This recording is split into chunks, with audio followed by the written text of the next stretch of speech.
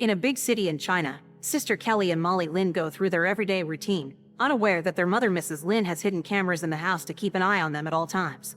Mrs. Lin is a very strict woman, picking up after their daughter seconds after they finish eating even a snack, and pressuring them into doing well at school for the sake of the future. One evening, Molly is studying when the stress and the pressure finally become too much, so she moves to end things for herself while her sister is still in the room. Losing her daughter is devastating for Mrs. Lin, who can't stop having nightmares about Molly's death and gets distracted by intrusive thoughts that sometimes keep her away from housework. However, she doesn't stop being strict towards Kelly. In fact, now Kelly is the only target of her mother's emotional outbursts. When Kelly brings her report card and her mom learns she's failed 3 classes, Mrs. Lin scolds her as she wonders why she can't be more like Molly and makes her kneel on the floor until dinner is ready. Mr. Lin, who happens to be the dean at Kelly's school, is also starting to get tired of Mrs. Lin's mood. He's as supportive as he can, but Mrs. Lin won't talk about anything else except Molly and makes every meal miserable. Mrs. Lin feels guilty for not having seen the signs that made her daughter take such a decision, and Mr. Lin tries to remind her it's too late to play a guessing game now because Molly can't go back, but his words are ignored. Desperate for answers, Mrs. Lin starts searching her daughter's room and is shocked to find hidden papers that indicate Molly had been taking medicine for depression. Thinking back, she remembers Molly's last day, when she proudly told her she got the highest score in essay writing, but instead of congratulating her, Mrs. Lin scolded her. She reminded her that the subject that matters is math because Molly had to go to medical school, so instead of wasting time writing she had to practice more math problems, offering her own help since she has a master's degree from the States. Mrs. Lin also wanted Mr. Lin to be part of the conversation, but he kept staring at his phone. Mr. Lin thought he deserved a break after being at work all day, but Mrs. Lin scolded him anyway, saying he only works 8 hours while a housewife works 24/7, yet she never asked for a break because she had to save face. Tired of her rants, Kelly and Mr. Lin left the table, prompting Mrs. Lin to comment she was the only one with self-awareness in the family. Back to the present, Kelly is taking extra classes with a tutor, who Mrs. Lin approaches at the end of the day to ask her to give Kelly what used to be Molly's slot too. The tutor is unsure about this because double the slots would be too much for Kelly, and when Mrs. Lin swears her daughter needs it, Kelly cries out she doesn't want to and runs to her room.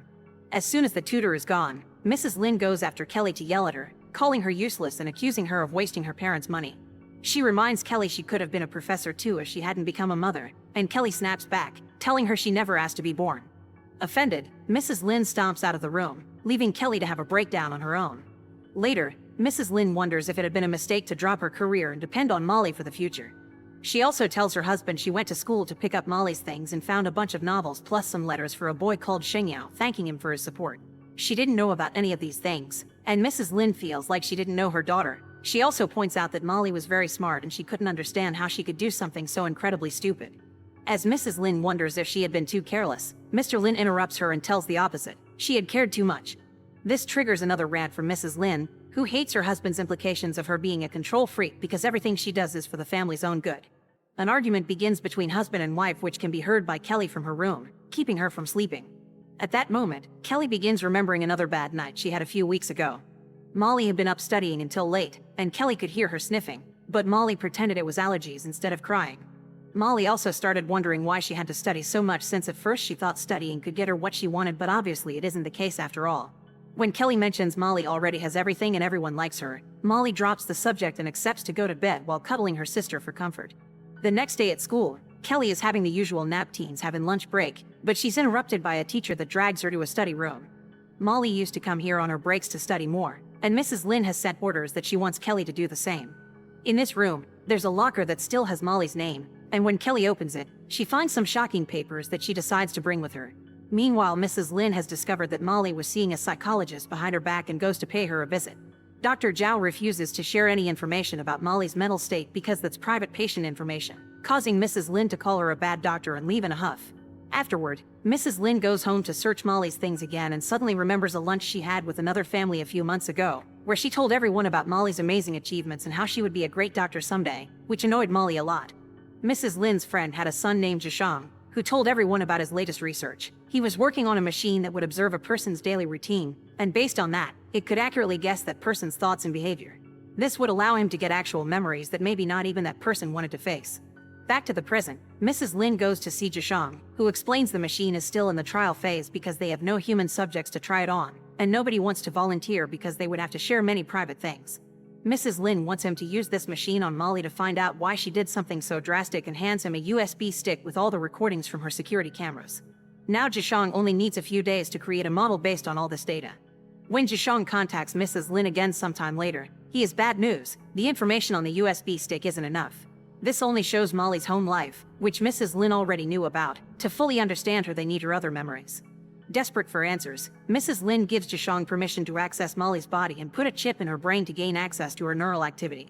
The procedure goes smoothly, but the idea of reactivating Molly's neurons, even if temporarily, won't stop bothering Mrs. Lin, who keeps imagining Molly waking up and finding herself trapped inside the coffin.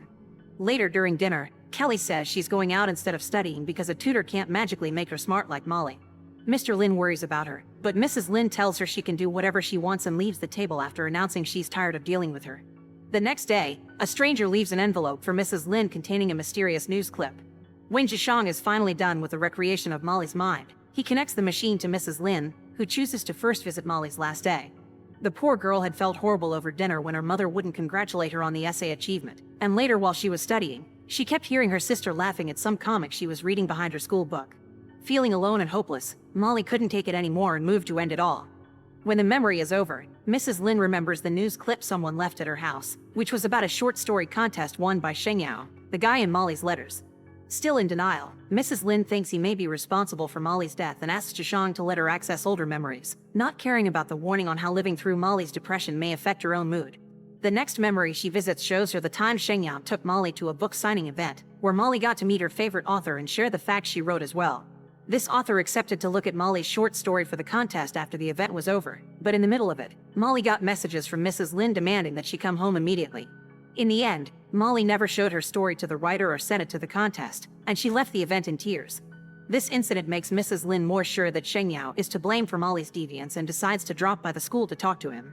Sheng Yao explains he likes boys and he was never in a relationship with Molly. He had just been a friend who wanted to support her dreams. He doesn't have her novel because Molly was very protective of her work, and this makes Mrs. Lin think she wrote something shameful. Such a statement finally makes Sheng Yao snap, and he tells Mrs. Lin that he felt pity for Molly because lots of people knew she had a beautiful talent that her mother wouldn't let her pursue. Mrs. Lin refuses to believe lots of people knew about this side of her daughter and she didn't, so she assumes she must have been a bad writer and that's why she ended things. Later, Mrs. Lin admits Sheng Yao was right about one thing: she didn't know Molly well. But at the same time, if she hadn't been such a controlling mother, she wouldn't have found out all this extra information. The next time Kelly comes home with bad grades, Mrs. Lin is so furious she almost hits her with a duster, but she stops herself just in time because she hallucinates Molly being there to stop her. Sometime later, Mrs. Lin goes to see Dr. Zhao again, this time asking to become her patient. She explains she's been losing control of her emotions and she's had trouble sleeping, so she worries it may be depression. Dr. Zhao thinks it's too soon to tell since it may also be the grief that isn't being dealt with, prompting Mrs. Lin to confess she's been watching Molly's memories. One of these memories had been of Molly stealing a hairpin and bringing it home as a gift to her mother, who had scolded her for wasting money. Mrs. Lin has come to understand she didn't know her daughter at all, but she isn't sure if looking at the memories is making her feel better or worse. Dr. Zhao wonders why Mrs. Lin won't respect her daughter, and if she saw all the memories, why she still come to her for help. By now she should already understand what happened and why Molly lied and hid things from her. Mrs. Lin doesn't get it and keeps asking for help, so Dr. Zhao gives her an exercise to deal with her denial. She must put herself in Molly's point of view and understand how Molly saw her own mother. As she explains this, Dr. Zhao remembers one of her own meetings with Molly, where she admitted she felt like a deviant because stealing and watching her mother wear the stolen goods made her feel guilty yet good. It started in 6th grade when she only took some money from Mrs. Lin and got hit for it, and since then stealing became very appealing to her. She didn't know if she wanted to look for pain or avoid pain, and every time she didn't do well on her exams, she added a mark.